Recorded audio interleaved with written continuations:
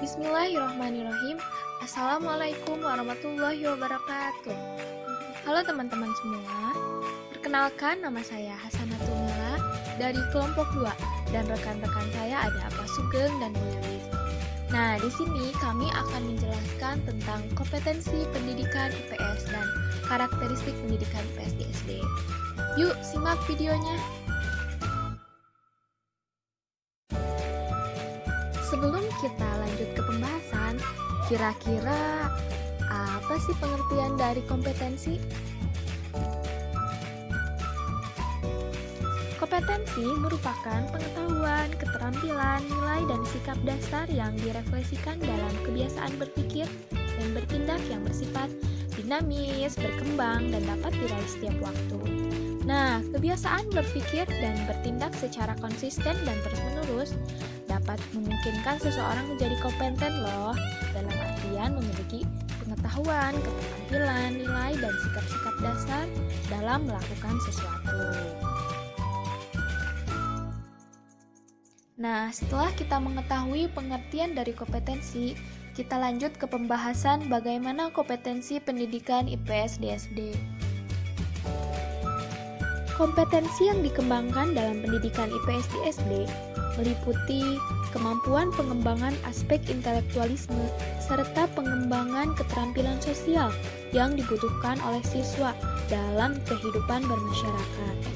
Yang dimaksud aspek intelektualisme yaitu istilah yang menggambarkan kecerdasan, kepintaran, ataupun memecahkan problem yang dihadapi. Kompetensi yang harus dikuasai oleh peserta didik dalam rumpun mata pelajaran IPS adalah berupa keterampilan intelektual yang meliputi keterampilan dasar sebagai kemampuan yang terendah.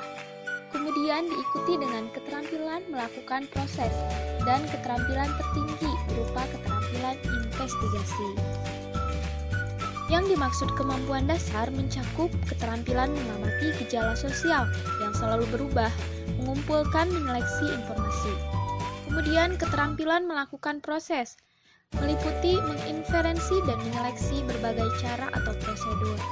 Dan yang terakhir, keterampilan investigasi, yaitu keterampilan inquiry, berupa merencanakan dan melaksanakan serta melaporkan hasil investigasi terhadap materi pembelajaran dari dalam atau luar kelas, termasuk fenomena sosial. Pengembangan pendidikan IPS tidak hanya diarahkan pada pengembangan kompetensi yang berkaitan dengan aspek intelektual saja, melainkan keterampilan sosial menjadi salah satu faktor yang dikembangkan sebagai kompetensi yang harus dikuasai oleh siswa dalam pendidikan IPS. Pembahasan yang terakhir yaitu apa saja karakteristik pendidikan IPS di SD. Berikut ini dikemukakan karakteristik IPS dilihat dari materi dan strategi penyampaiannya. Yang pertama ada materi IPS. Mempelajari IPS pada hakikatnya adalah menelaah interaksi antara individu dan masyarakat dengan lingkungan. Materi IPS digali dari segala aspek kehidupan praktis sehari-hari di masyarakat. Oleh karena itu, pengajaran IPS yang melupakan masyarakat sebagai sumber dan objeknya merupakan suatu bidang ilmu yang tidak berpijak pada kenyataan. Menurut Mulyono Cokro-Dikaryo, tahun 1986, ada 5 macam sumber materi IPS, antara lain: yang pertama, segala sesuatu atau apa saja yang ada dan terjadi di sekitar anak, sejak dari keluarga, sekolah, desa, kecamatan, sampai lingkungan yang luas negara dan dunia dengan berbagai permasalahannya.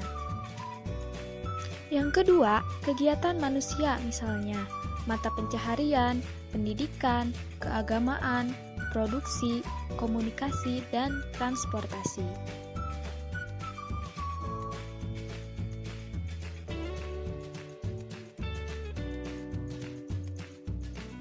Yang ketiga, lingkungan geografi dan budaya meliputi segala aspek geografi dan antropologi, yang terdapat sejak dari lingkungan anak yang terdekat sampai yang terjauh.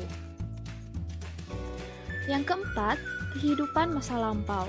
Perkembangan kehidupan manusia, sejarah yang dimulai dari sejarah lingkungan terdekat sampai yang terjauh, tentang tokoh-tokoh dan kejadian-kejadian yang besar.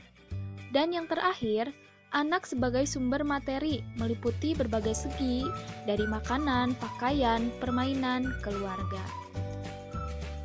Setelah materi IPS, kemudian ada strategi penyampaian pengajaran IPS.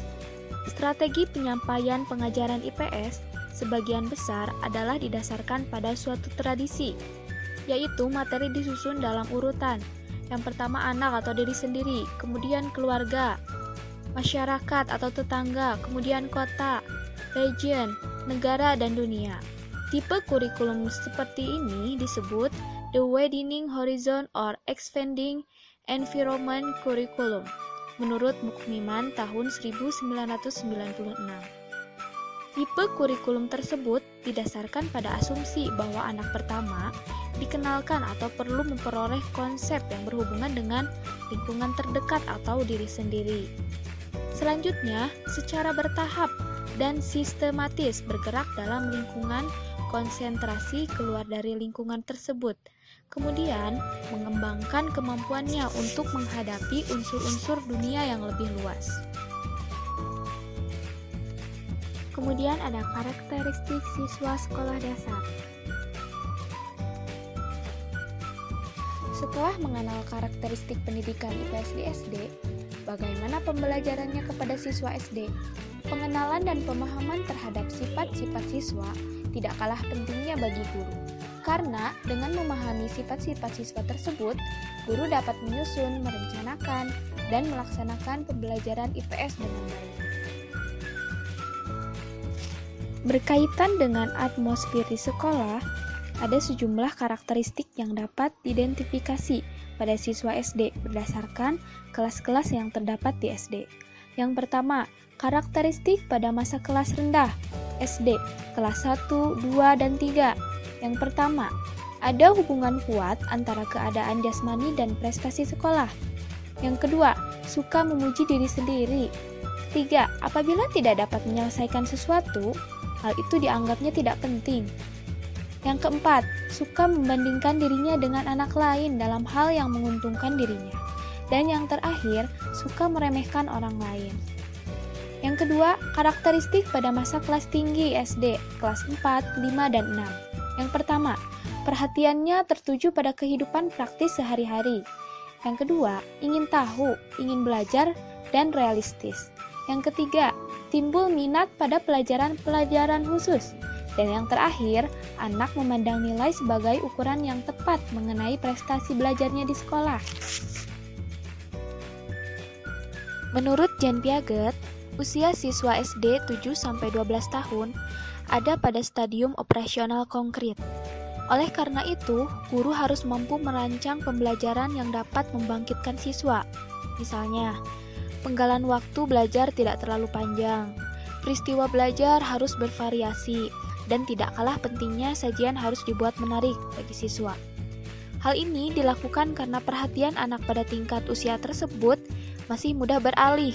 Artinya, dalam jangka waktu tertentu, perhatian anak dapat tertarik kepada banyak hal, tetapi waktu tertentu pula perhatian anak berpindah-pindah. Nah, itulah sekilas video tentang kompetensi pendidikan IPS dan karakteristiknya. Terima kasih sudah menonton.